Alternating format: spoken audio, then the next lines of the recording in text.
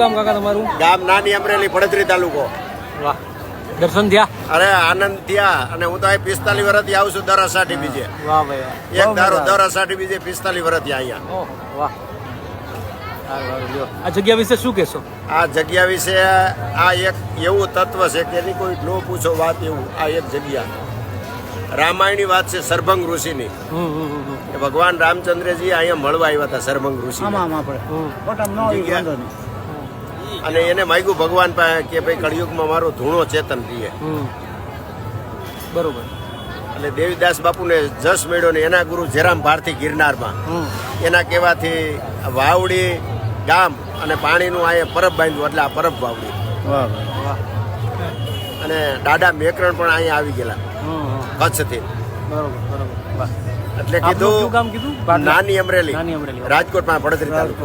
શું કહેતા હતા? કન્ટિન્યુ. કે જાજમ જૂના વખતની પાથરી પરબ મોજાર, કસેરી કીરતાર ધણી ભરે દાડો મેકરણ.